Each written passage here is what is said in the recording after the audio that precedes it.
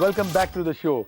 और अब बारी है आज की रेसिपी नंबर 1 की। आपको याद होगा मैंने आपको बताया था कि महीने भर की भेजी हुई रेसिपीज में से मैं चुनूंगा एक रेसिपी जो होगी रेसिपी नंबर 1।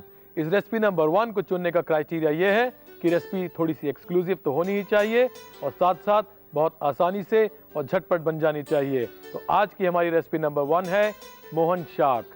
इस रेसिपी को हमें भेजा है वैष्णवी शेलके ने कोल्हापुर से। तो आइए देखते हैं मोहन शाक बनाने के लिए हमें क्या क्या चाहिए। मोहन शाक बनाने के लिए हमें चाहिए 1 कप बेसन, आधा कप खोया, बारीक कटा हुआ बादाम, गार्निश के लिए पूरा बादाम, किशमिश, सौंफ का पाउडर, 1/4 कप देसी घी, बारीक कटा हुआ पिस्ता, 1/4 कप दानेदार चीनी, कलर के लिए केसर और बारीक कटा हुआ बादाम, साथ ही में गार्निश करने के लिए चांदी की वर्क। तो आइए शुरुआत की जाए मोहन शाक की। सबसे पहले एक कढ़ाई को गर्म कर लीजिए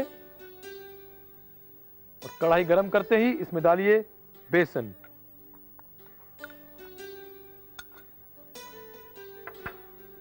बेसन को भूनने से पहले ये जरूरी है कि इसे 1 या 2 बार छाना जाए और साथ में ही ये भी देख लीजिए कि ये बेसन एकदम ड्राई हो और जिस छलनी में आप इसे छाने वो भी एकदम सूखी हुई हो। हालांकि वैष्णवी जी की ये रेसिपी बेसन से है, लेकिन अगर आप इस रेसिपी को भुने हुए चने के पाउडर या फिर छोलिए से बनाएंगे तो ये रेसिपी और भी ज्यादा सौंधी होगी, उसकी खुशबू बहुत अच्छी होगी और स्वाद भी। बेसन को हमें तेज आंच पे भूनना होगा। तो ये लीजिए बेसन भुन चुका है और भुनते ही आप देख रहे हैं कि इसका कलर भी हल्का सा चेंज हो गया है। अब बारी है इसमें चीनी डालने की। चीनी डाल के इंतजार मत कीजिए, फटाफट मिक्स कीजिए। चीनी डाल के उसे फटाफट मिक्स करना इसलिए जरूरी है कि चीनी अगर कहीं जम के रह गई, पिघलते ही वो बेसन को चिपका लेगी और इसमें लम्स आ सकते हैं। तो ये लीजिए चीनी भी मिल चुकी है। अब बारी है बारीक कटे हुए बादाम, पिस्ता और काजू डालने की। फटाफट मिक्स कीजिए इन्हें। आपने देखा बेसन और ड्राई फ्रूट से इस रेसिपी में काफी पावर आई है।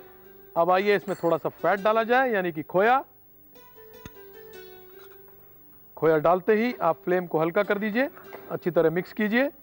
आप चाहें तो खोया धाब या फिर खोया पिंडी किसी का भी इस्तेमाल कर सकते हैं। खोए को अच्छी तरह से मेल्ट कर लीजिए और अब बारी है इसमें किशमिश डालने की। और अब बारी है इलायची के पाउडर की। अच्छी तरह मिक्स कर लीजिए इनको और अब जाएगा इसके अंदर देसी घी।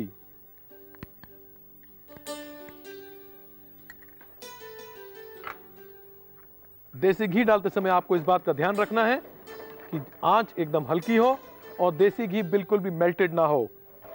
और घी मिक्स होते ही अब आग को बंद कर दीजिए, क्योंकि कढ़ाई की गर्मी से ही ये सिक जाएगा। सब कुछ इसमें परफेक्ट है और थोड़ी सी कमी रह गई है कलर की। तो आइए केसर डाला जाए। इस केसर को मैंने हल्के से दूध में भिगो के रखा हुआ है। मिक्स कीजिए और देखिए केसर डालते ही कितना खूबसूरत रंग उभर के ऊपर आया है। अब इसे एक फ्लैट सरफेस पे ले लीजिए और अच्छी तरह से मिक्स कीजिए। और आप देख रहे हैं कि ये कढ़ाई को इजीली छोड़ रहा है और इसका कलर भी करीब करीब ब्राउनिश हो गया है। ब्राउनिश होने का मतलब कि खोया भी अच्छी तरह मिल चुका है, पक चुका है और बेसन का कच्चापन भी दूर हो चुका है। अब बारी है इसको सेट करने की। बाद में इसको हमें डायमंड या फिर स्क्वायर पीसेस में काटना होगा, लेकिन उससे पहले इसे करीब आधे घंटे के लिए हमें सेट करना होगा।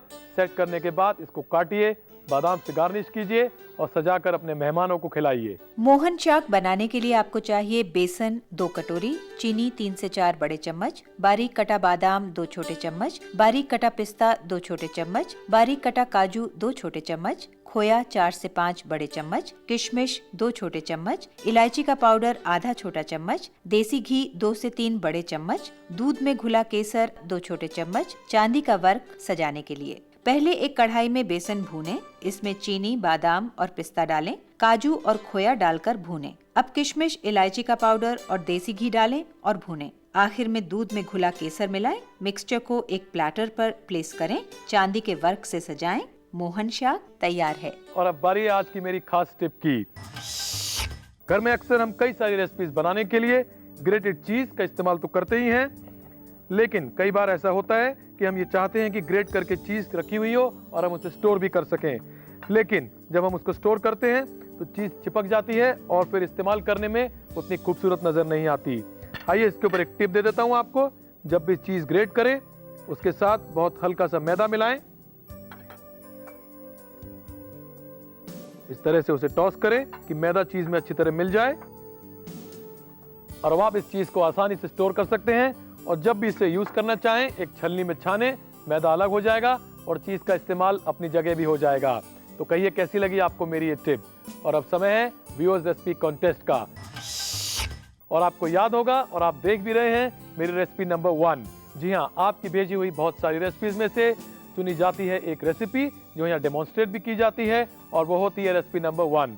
सिर्फ इतना ही नहीं, इस रेसिपी नंबर 1 के अलावा आपकी भेजी हुई बहुत सारी रेसिपीज में से चुनी जाएगी एक रेसिपी और उस रेसिपी भेजने वाले को सेट पे इनवाइट किया जाएगा ताकि वो रेसिपी शेयर की जा सके एक जानी मानी हस्ती के साथ। लेकिन इन सब के लिए जरूरी है कि आप हमारा पता नोट करें। हमारा पता है Naram Garam response department, Sahara 1, post box number 17527, Goregaon west, Mumbai 400104। और अब चलते चलते आप सबसे एक गुजारिश है कि आप अपने जवाब और रेसिपीज मुझे हिंदी या इंग्लिश में ही भेजें। चलिए अब अगले हफ्ते होगी एक और मुलाकात ढेर सारी नरम गरम रेसिपीज के साथ। तब तक के लिए नमस्कार।